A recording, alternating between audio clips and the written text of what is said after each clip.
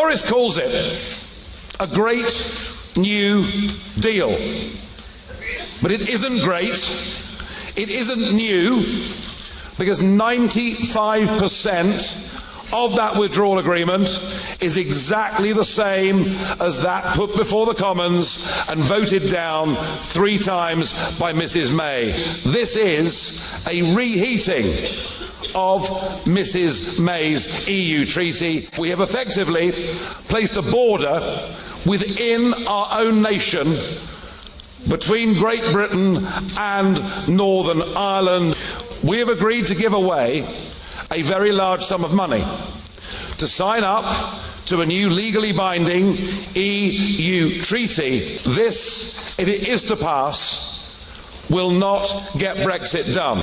I've said from day one that the acid test of Brexit would be fishing.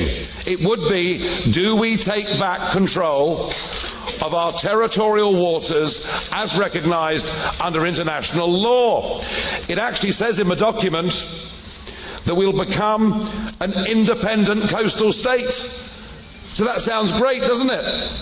Until you read the EU's definition of what is an independent coastal state, in which says that the management and regulation of our fisheries must be done in a non-discriminatory manner.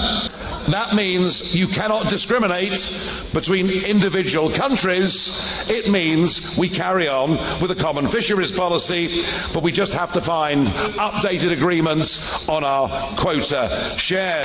We've been told today that we're taking back control of our money. Well, who doesn't want to have control over their money?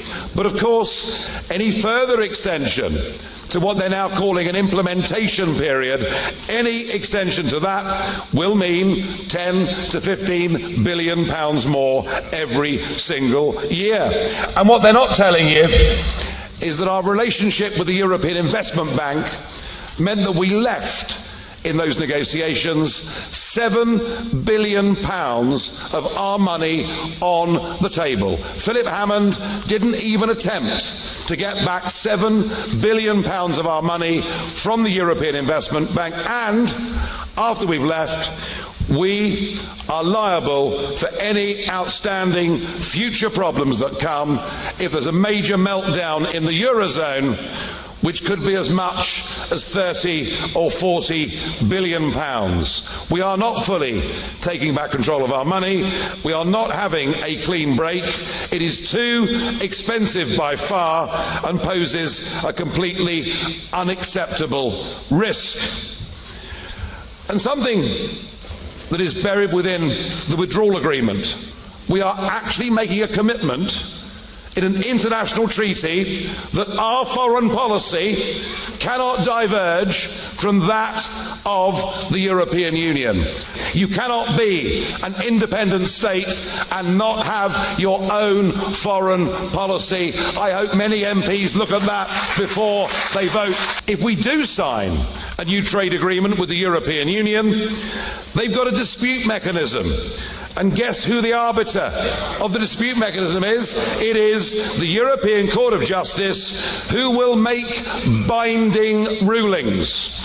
That is what the Prime Minister is asking the House of Commons to sign up to tomorrow. This is not taking back control of our laws. It is utterly dishonest to say so. It is not a clean break.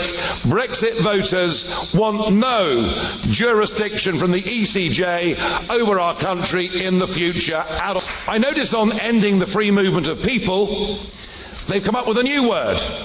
It's called mobility. But the worst part of yesterday's speech, and the clue as to where we're going in the next few years if this treaty passes, is what Michel Barnier had to say about regulatory alignment. And I say this in the light of what Angela Merkel said on Monday of this week. Now, I'm not wont to quoting Angela Merkel very often. It doesn't cheer me up particularly to do so. And she, by the way, was the only person yesterday in Brussels not smiling. That's because she never does. But she said on Monday After a meeting at the Élysée Palace with President Macron, she said, with the UK leaving the European Union, we now face a potential competitor that could work alongside China and the USA. So her nightmare is that we leave, become competitive with German industry, and this is something that clearly vexed her very greatly. Well, please, press pack, if you don't read any other single thing, read clause 77 of the political declaration, which commits us to having, ahead of any new trade deal, a level playing field on employment legislation, social protection, all environmental law, state aid. So if we wanted to help British Steel, we wouldn't be able to, even though in theory we'd left the European Union. And can you believe it, even on taxation. If they think that our taxes are too competitive, they will deny us a trade deal in the future.